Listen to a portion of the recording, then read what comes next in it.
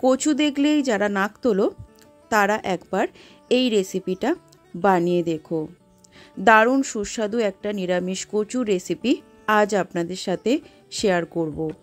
গরম ভাতের সাথে এই একটা কচুর রেসিপি হলে ছোট থেকে বড় সবাই থালা পরিষ্কার করে ভাত খাবে, কথা দিলাম। চলুন তাহলে আজকের রেসিপিটা শেষ পর্যন্ত দেখার জন্য অনুরোধ রইল। নমস্কার বন্ধুরা, রুনুর নিরামিষ রান্নাঘরে আরও একটি নতুন পর্বে সবাইকে আবারও একবার আমন্ত্রণ জানাই। রেসিপিটা বানানোর জন্য উনুনে কড়া চাপিয়ে দিয়েছি, তাতে দিয়ে দেবো বেশ কিছুটা পরিমাণে জল। এবার এর মধ্যে দিয়ে দেবো 1 টিস্পুন লবণ আর দেবো 1/2 টিস্পুন মতো হলুদ। জলের সাথে লবণ আর হলুদটাকে খুব ভালোভাবে মিশিয়ে নেব।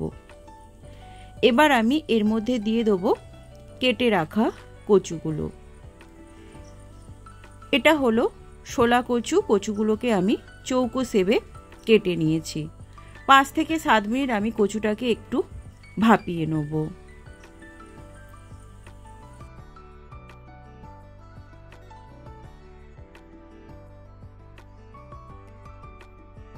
জলটা যখন খুব ভালোভাবে ফুটে উঠবে তখন আমি এর মধ্যে দিয়ে দেবো 1 টুকরো পরিমাণে লেবু। লেবুটাকে নিংড়ে ছাল সহ আমি এর মধ্যে দিয়ে দেবো।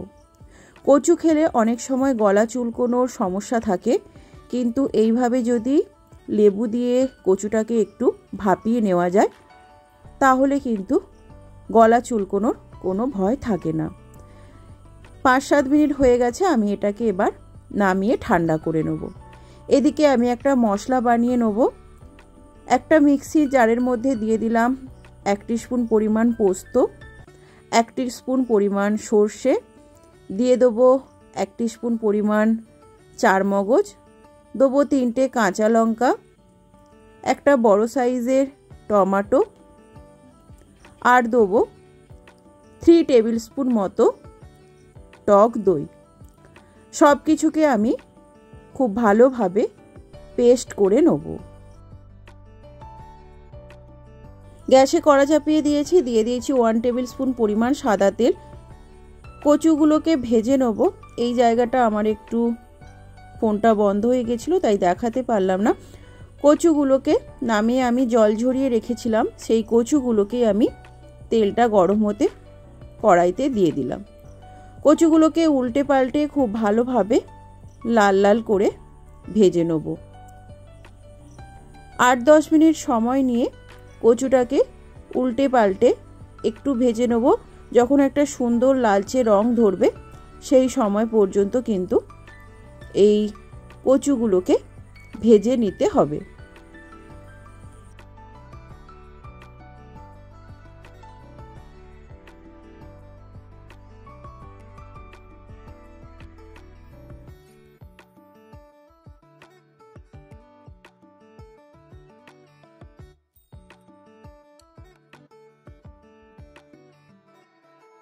দেখুন কচুতে একটা সুন্দর লালচে রং ধরেছে।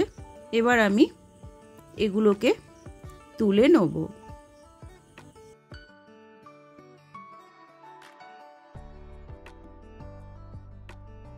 সমস্ত কচুগুলোকে তুলে নিয়েছি। এবার ওই তেলের ওপরেই দিয়ে দেবো আরও বেশ কিছুটা পরিমাণ সরিষার তেল।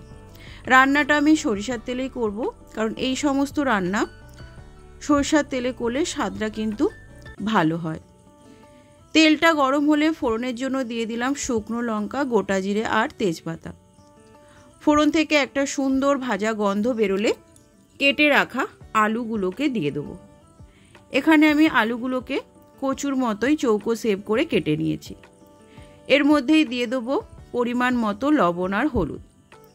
লবণ হলুদের সাথে আলুগুলোকে নাড়িয়ে চাড়িয়ে খুব ভালোভাবে মিশিয়ে নেব।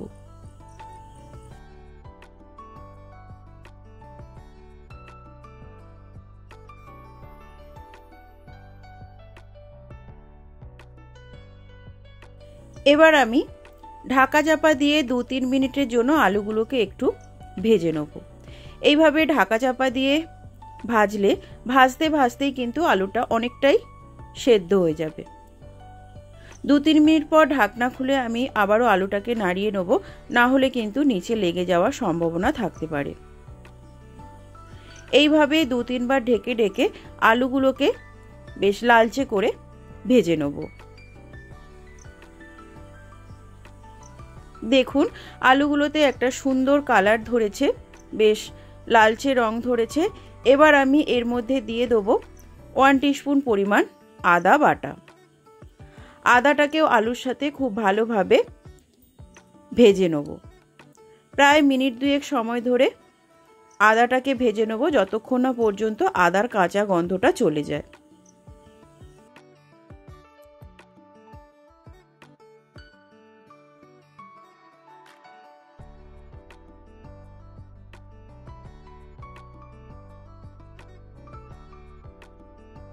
আদাটা আমার বেশ ভালোভাবে ভাজা হয়ে গেছে।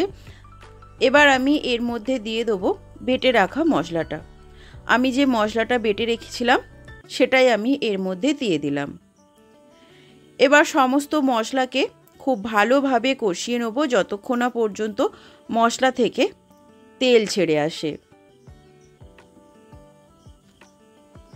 এই জায়গায় একটা কথা বলে রাখি, মশলাটা কষানোর সময় গ্যাসের আঁচ কিন্তু একদম কম করে রাখতে হবে। যেহেতু টক দই দেওয়া আছে তাই দইটা ফেটে যেতে পারে, তাই আঁচ কমিয়ে মশলাটাকে একটু সময় নিয়ে কষিয়ে নিতে হবে। দেখুন মশলাটা আমার মোটামুটি কষানো হয়ে গেছে। কন্টিনিউ নাড়াচাড়া করেই কিন্তু কষিয়ে নেবেন, না হলে কিন্তু নিচে লেগে যাওয়ার সম্ভাবনা থাকতে পারে।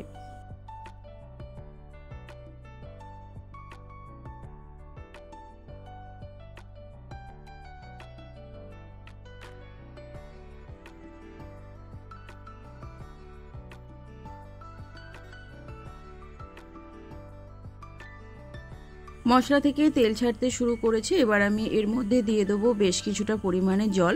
প্রথমে মিক্সি বাটিটা ধুয়ে কিছুটা পরিমাণে জল দিলাম। কিছু গুঁড়ো মশলা দিয়ে দেবো। দিলাম 1/2 টিস্পুন মতো ধনের গুঁড়ো, 1/2 টিস্পুন জিরের গুঁড়ো, আর দেবো লাল লঙ্কার গুঁড়ো। সব মশলাগুলোই আমি 1/2 টিস্পুন করে দিলাম। 1 টিস্পুন মতো চিনি দিলাম, শুধুমাত্র চিনিটা স্বাদটা ব্যালেন্স করার জন্যই দিলাম। সব কিছুকে খুব ভালোভাবে এবার মিশিয়ে নেব।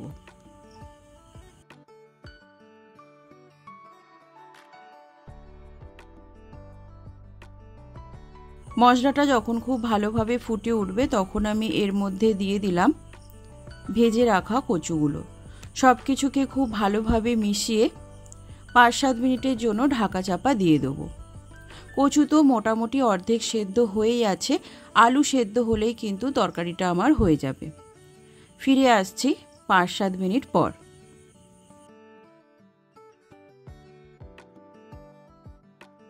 ফিরে এলাম বেশ কিছুক্ষণ পর। তরকারিটাকে ঢাকনা খুলে একটু খুন্তির মাধ্যমে নাড়িয়ে নেব।